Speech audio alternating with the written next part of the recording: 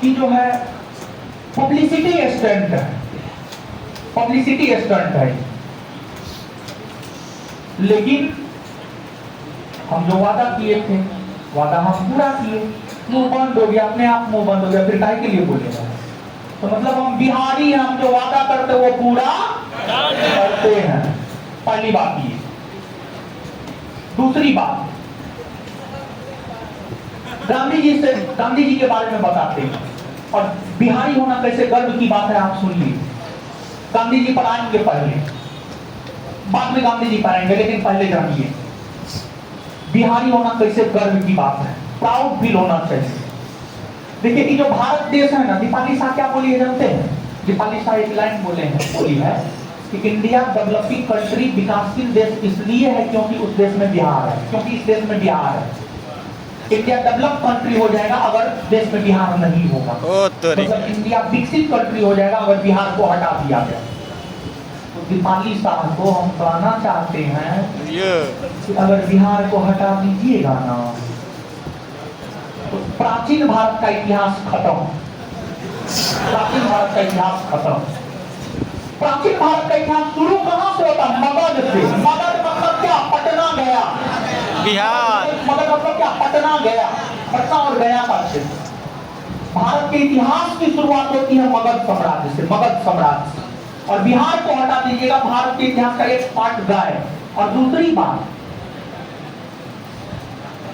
इस पटना के धरती पर, बिहार के पटना की धरती पर अशोक का जन्म हुआ था, और अशोक ने ही सर्वप्रथम विश्व मानचित्र पर अपनी नीतियों के वजह से भारत का नाम दर्ज करवाया। मतलब इसका ये है, जिस बिहार के पटना के धरती पर अशोक जन्म लिया था ना, वही अशोक विश्व के लोगों को बताया कि एक देश भारत भी है।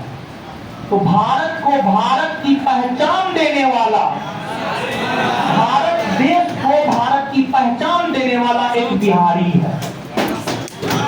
इस वजह से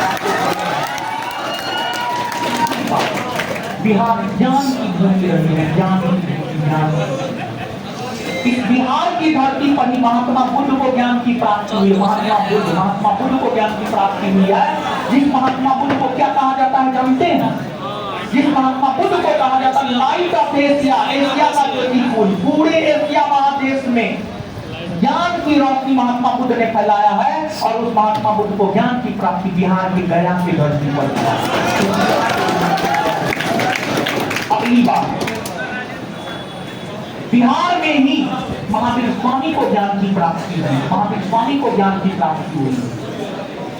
बिहार में ही गुरु गोविंद सिंह का जन्म हुआ है। सिख धर्म के 10वें और अंतिम गुरु गोविंद सिंह का जन्म बिहार में हुआ है। आप सोच करके देखिए, बिहार बौद्धों की भूमि है, बिहार जैनियों की भूमि है, बिहार सिखों की भूमि है। इतनी समरसता कौन राज्य में मिलेगा? कहाँ मिलेगा इतनी समरसता? कहीं नहीं मिलेगा। और अगली बात और आप जानिए, देश में शासन प्रशासन संविधान के तहत चलता है, और संविधान से बड़ा कोई नहीं है। चाहे मोदी जी ही क्यों ना हो, संविधान से बड़ा कोई नहीं है, कोई नहीं। सुप्रीम कोर्ट ही क्यों ना हो, द्रौपदी मुर्मू राष्ट्रपति ही क्यों ना हो, संविधान से बड़ा कोई नहीं है। और उस संविधान का निर्माण किसकी अध्यक्षता में हुआ है पता है? संविधान का निर्माण डॉक्टर राजेंद्र प्रसाद की अध्यक्षता में हुआ है। संविधान सभा के अध्यक्ष डॉक्टर राजेंद्र प्रसाद से आज देश में संविधान है, और उस संविधान के वजह से ही उस दीपाली शाह को सरकारी नौकरी मिला। वो बिहार में संविधान को बनाने में सबसे प्रमुख योगदान अगर देखा जाए तो एक बिहारी का था, वो राजेंद्र प्रसाद से। राजेंद्र प्रसाद संविधान सभा के अध्यक्ष थे,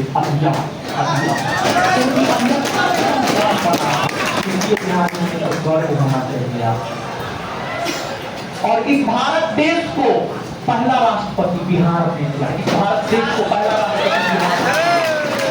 और करेंट के विषय में हम बात कर रहे हैं, प्राचीन काल से लेकर आधुनिक काल तक की हम बात कर रहे हैं। बिहार पर इसलिए भी गर्व होना चाहिए क्योंकि बिहार की सरकार ने जो नीति अपनाई है उसका अनुसरण केंद्र सरकार ही किया है। कहिएगा कैसे? तो बता रहे हैं कैसे। आज दीपाली साहब को जो सरकारी नौकरी मिला है उसमें बिहार की सरकार का बहुत बड़ा योगदान है। कैसे बिहार की सरकार का योगदान लगा दिया रहता तो आपको पता है? बिहार में महिलाओं को सरकारी नौकरी में आरक्षण मिला। पता है आपको ये बात? सरकारी नौकरी में आरक्षण है 35% ना। और अगली बात,